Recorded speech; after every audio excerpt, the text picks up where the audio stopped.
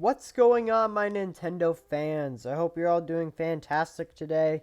Normally, I do the intro more enthusiastically, but for top 10s and stuff like this, I don't know if that really sounds right. So, anyways, today we are ranking every track in Mario Kart 64. I was going to do Super Mario Kart, but then I realized no one wants to see that, so I just skipped right to Mario Kart 64. So, I think the video is pretty self-explanatory, so let's get right into it. I could see a lot of people disagreeing with this pick, but at the same time, I also know those people are just the people who are nostalgic for Mario Kart 64 because they grew up with Mario Kart 64. And those people are objectively wrong because this track is also objectively bad. It takes 6 minutes to complete on 50cc, assuming you're not doing the Rainbow Road skip. And the only obstacles you will ever have to face are chain jumps and other items being thrown by the other racers. The rest of the time, it's just smooth sailing. You can see some cool kind of animations, or not really animations, but kind of sprites of the characters as you drive by, but that's really it. If I had to give this track one positive thing, it's that the song that plays, the Rainbow Road theme, is actually really amazing. I can understand why you Mario Kart 64 players out there get nostalgic for this theme. This theme is awesome. And also, when you do accomplish the Rainbow Road skip, which I've done a few times, not bragging, I've never said I was good at it, it just feels awesome because, I mean, it's a really cool thing to do in Mario Kart. Again, I really only make it once out of every 10 tries, so I'm not really bragging here. But yeah, I've said really all there is to cover on this track. It's time to move on. I definitely could see quite a few people disagreeing with this one. Spoiler alert, my opinions on the first couple tracks are ones that a lot of people may not agree with. Look, I love Yoshi Valley. The problem with this video is that all the tracks are on par with each other. I really don't have favorites or least favorites. They're all good, which is why this list was so hard to make. But because of that, that's why I have to be a little bit nitpicky. What am I nitpicky about when it comes to Yoshi Valley? The fact that you can't tell what place you're in.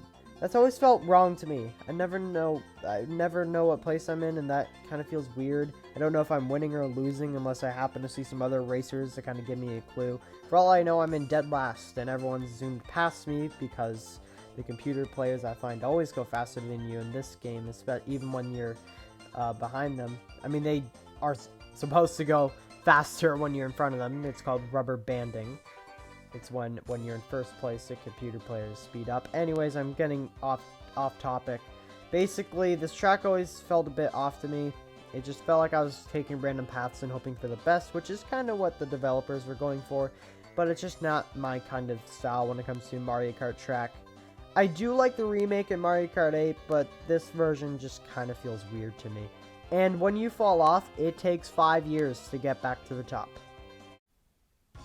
Again, a lot of people are probably going to be disagreeing with this track being ranked so poorly.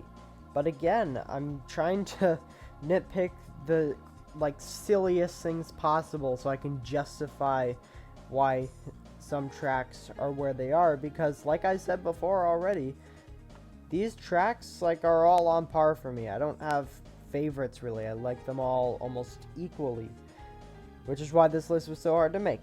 But I've already said that, so let's talk about Toad's Turnpike.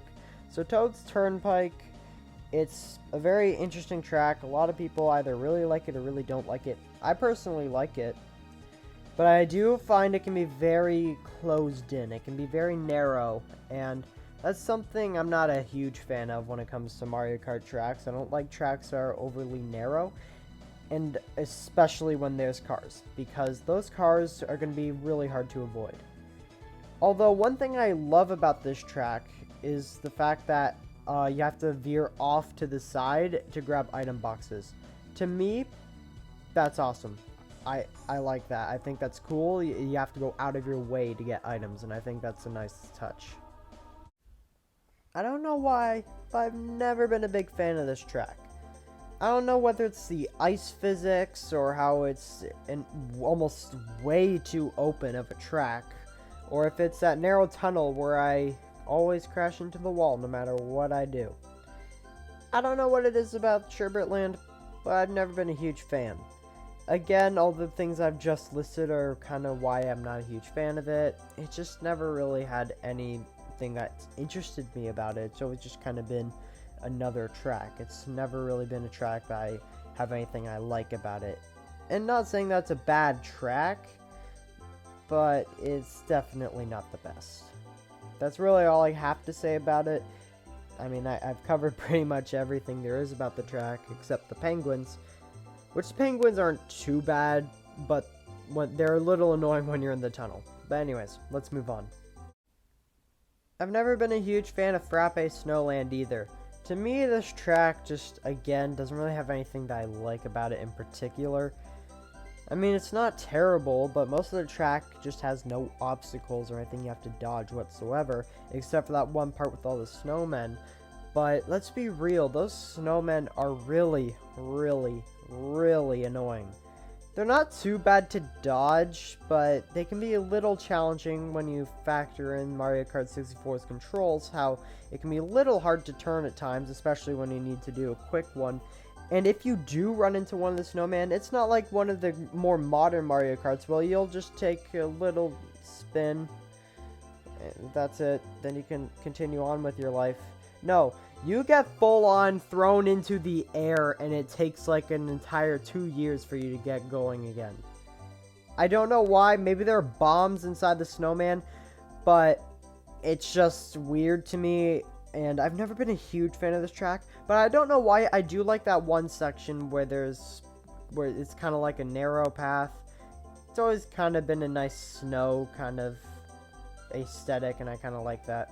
But that's it. It's just the aesthetic I like. Other than that, the track's kind of boring, and just overall not that fun.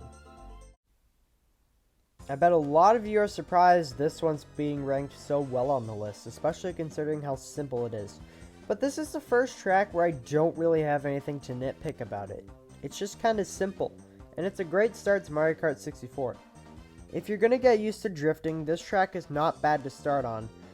And let me tell you, getting used to drifting in this game is very, very difficult. Took me a while. For the longest time I played this game without even drifting. Anyways, that's not what I'm here to talk about though. This track in general is just a great start to the kind of game, I guess, and it's good. There's nothing good about it, but there's nothing bad about it either, which is why it's kind of close to the middle of the list. Mario Raceway is like Luigi Raceway, but with a giant pipe at the end. And that, to me, just makes it objectively better. I always liked the pipe. Other than that, the turns are a bit more tight. It's a bit more challenging of a course overall. And all in all, it's just probably a better track. That's really all there is to say about it. I mean, all the stuff about this one can probably be said about Luigi Raceway too, so. I've always liked Koopa Beach in Mario Kart 7, but not a huge fan of Mario Kart 64. Why? I don't find the controls to work as well in this game with this track as they do in Mario Kart 7. Now, of course, Mario Kart 64's controls aren't perfect, even for its time, just not great. And Mario Kart 7 has pretty decent controls, but this track to me just doesn't work as well with Mario Kart 64's controls. I mean, you're constantly having to go off ramps, and you always fall like a brick in this game, so, well, I mean, I guess a giant turtle in a cart would weigh more than a brick, but you get my point. You fall really fast for some reason in this game, and so whenever you go off a ramp, it can kind of feel odd. It never felt right to me, and I find that one section where you have to kind of loop around the water, that's always been kind of like the turns always felt weird to me. I don't know why. Like, I find I always like ram it. I don't know why I'm having trouble saying that word. Ram into the wall on the left. Yeah, it's a good track. Don't get me wrong. I like this track.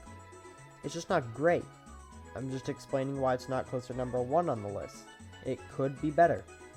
So yeah, let's move on. And the most overrated track in this game goes to Wario Stadium. Does that really surprise anyone? I still, to this day, don't really understand why this track is so overrated.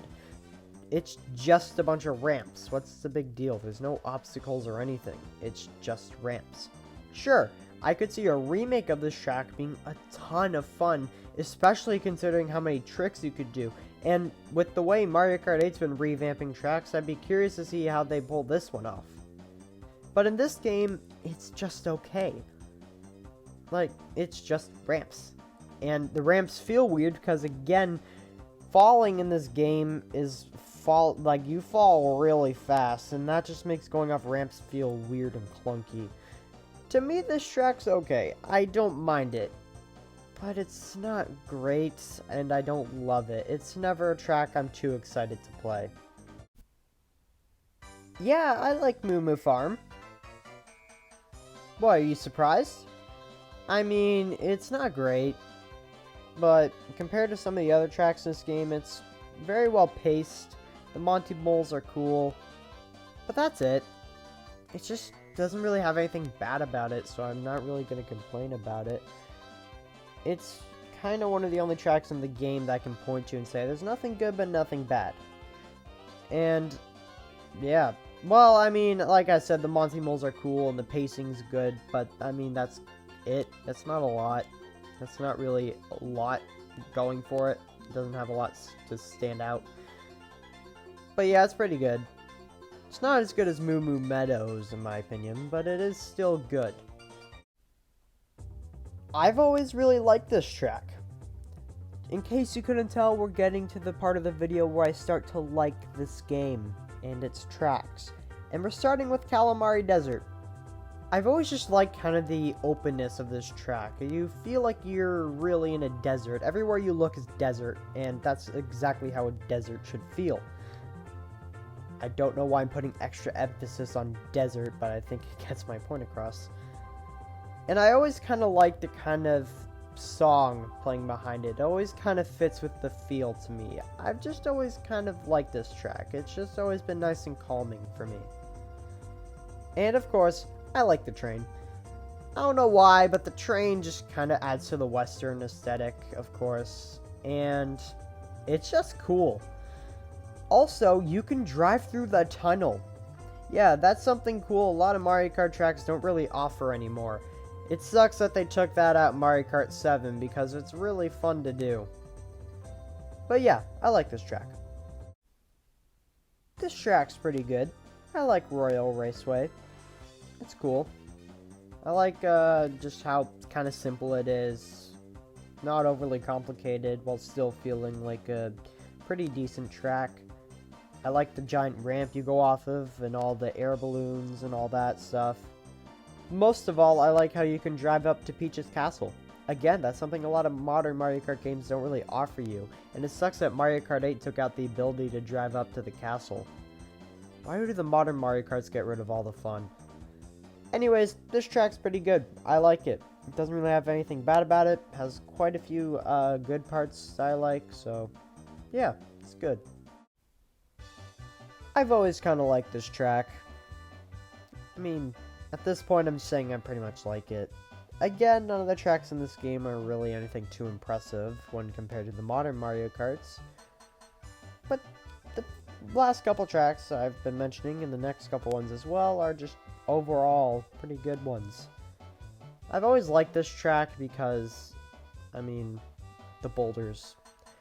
The boulders falling just kind of feel like something unique. This game's tracks don't always have a lot of obstacles, so it's kind of nice to have a creative obstacle like that. And other than that, it's just a pretty solid track. I mean, there's literally nothing I'd say that's bad about it. I mean, the track obviously is made of mud, not chocolate, but that's cool. And I just like how it feels like a mountain. I feel like I'm driving on a mountain. That's all there is to say about it. It's a pretty good track. Yep, Bowser's Castle. Pretty good. I talked about this one a lot last video, so I won't talk about it too much this time. I just like the kind of emptiness of the castle and the space you're in general. It feels like all around you is endless lava. The thwomps are cool. The theme is cool. Everything's cool. It feels like a unique Bowser Castle. It's just good, okay? It's a good Bowser Castle track. Alright? It's a good track in this game. It's a good track in general. It's just good. DK's Jungle Parkway. I really like this one. Next two tracks I'm mentioning are two of my favorite tracks in this game. Each one could be interchanged, but I think DK's Jungle Parkway is the worst of the two. Anyways, getting onto describing it now, it's very creative and definitely mimics the jungle aesthetic very well. You actually feel like you're driving in a jungle. There's a section where you're just driving kind of like on dirt. Then there's like kind of like a turn, I guess. You go off a very big ramp, one of the biggest ramps in Mario Kart history. You kind of keep driving in a dirt area, but then you go into a bridge which leads you into a cave and you loop around again. The track's pacing is pretty cool, I find, and all in all, it's just got a lot of detail put into the track. Plus, at certain sections, if you veer off the road, you get... I actually don't know what's being thrown at you, but stuff is thrown at you, and it encourages you to play very well. I don't know. Always like this track. I always like DK tracks in Mario Kart games. I could definitely see quite a few people disagreeing with this being number one, but I've always liked Banshee Boardwalk. I kind of like how narrow the track is. I know I said when I was talking about Toad's Turnpike that I don't like the narrowness of Mario Kart tracks, but this one is good because it helps with the overall feel of the track, and that's to be kind of unsettling. The entire track is dark. You can't really see much, and you're just kind of driving on kind of like an old wooden road. Then you go into what I'd assume is, I want to say mansion, but it's kind of small to be considered a mansion, so I'll say just a house, I guess. You drive in there, and bats come flying at you, which can be kind of annoying, but they're really not that bad. And then you just kind of drive around them, and continue on driving, I guess. To be honest, well, yes, it doesn't sound like one of the best Mario Kart tracks of all time, and it certainly isn't. For Mario Kart 64 standards, it's pretty good. Plus, I just love how unsettling this track is. It's a unique track, especially for this game, and I just like it. So, you're allowed to disagree with me.